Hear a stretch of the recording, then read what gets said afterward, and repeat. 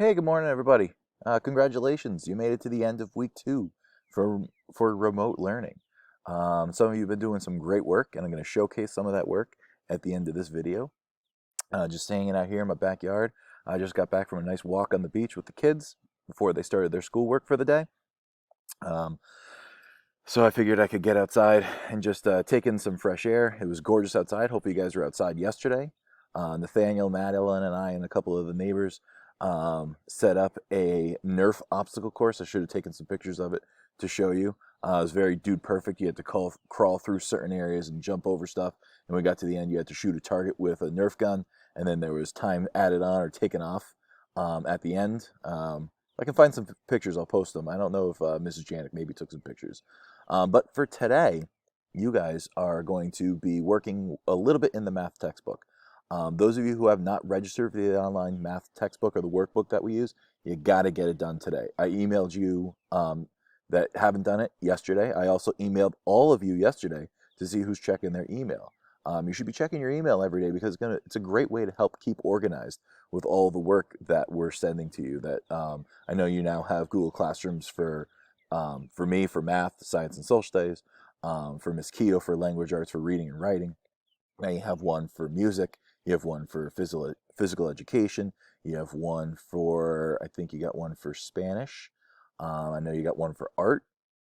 So that's a lot of Google Classroom assignments that you're going to see start posting. So a good way to keep organized is with your email, so you can see when a new assignment comes in. At least I know that mine's set up that way, so it sends you an email every time a new assignment comes in. Your email is probably filled with them if you haven't checked it lately. But today I want to show you how we're gonna collect some of your work from the textbook because you can't actually write in the textbook because it's digital. So we're going to be doing it through Google Forms or through Google Docs. So I want to show you what that's going to look like. So today, inside your Google Classroom, you're going to see a Google Doc that looks like this. It has 16 questions on it. The numbers over here, you're going to write your answer in this area right here. Unless it says to write an answer, if it just calls for letter A, B, or the numbers, you don't have to do it in complete sentences. And then over, also in your Google Doc, or in your Google Classroom assignment, you're gonna see a PDF that looks like this. So for number 1 and 2, it asks you to tell what are the perpendicular sides of each right triangle. Remember, we know it's a right triangle because it has this little red box that's in the corner that identifies that it's a right triangle. And then we remember that perpendicular sides are two sides that form a 90-degree angle. And we have to describe which sides of the triangle they are. So we're going to say this line segment VZ is perpendicular to line segment ZX. And you're going to write that in here. You don't have to put the little line segment symbol above the letters if you just write the letters. So the letters were, let's see what the letters were, ZV or VZ. And then you could write perpendicular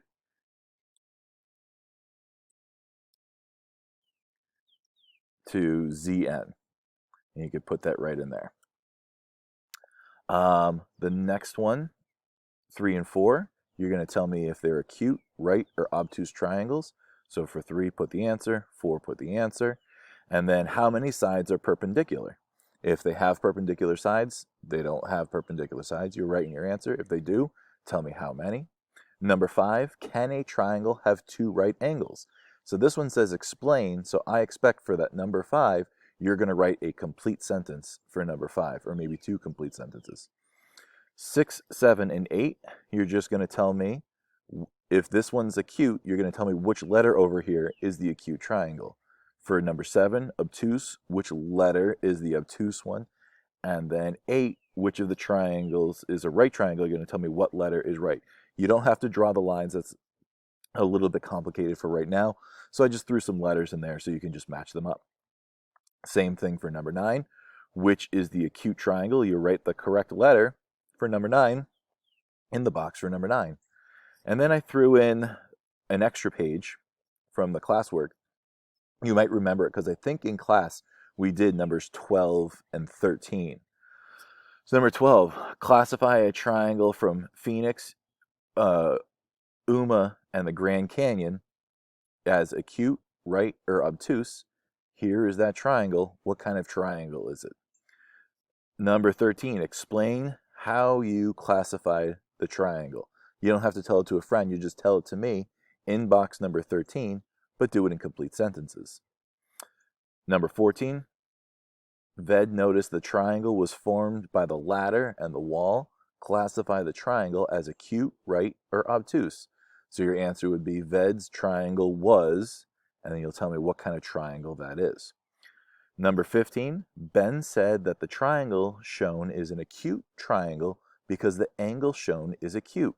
Find and correct his mistake.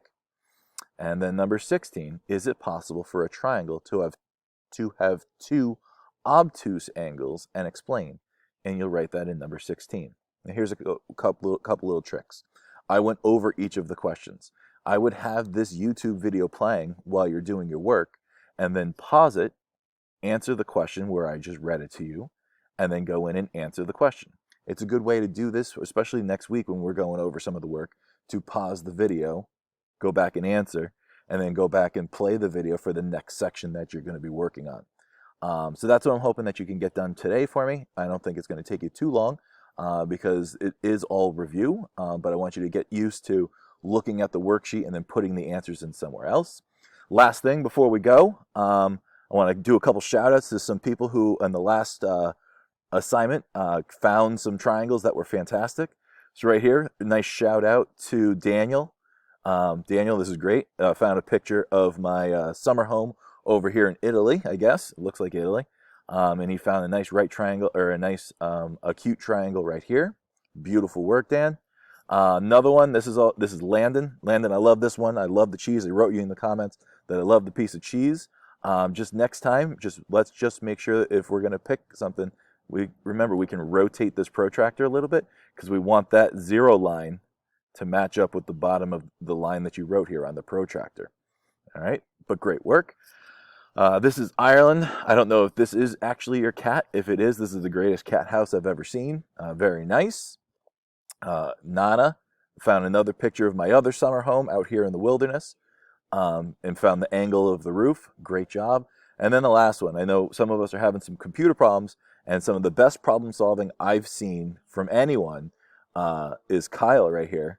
Couldn't get on the computer, made himself a protractor, found somebody's speed square, and then found us that that's a 90-degree angle. And then he also looks like measured out the angles of the window here, I'm guessing. This is great work. Daniel, Kyle, hopefully we can solve some of those computer problems in the future, get you going. But that was great work. I love seeing everybody problem solving and doing their best to try to get everything done. Enjoy yourselves this weekend. I know it's supposed to be a little bit rainy. Play some games with the family. Don't stay stuck to the computer the whole time. Make sure you're reading for Miss Keogh. I haven't seen a lot of Miss Keogh's video, but I'm sure she's telling you to keep on reading. Same thing, Miss Davis wants you to keep reading, keep practicing your math. We're going to start doing some more lessons next week.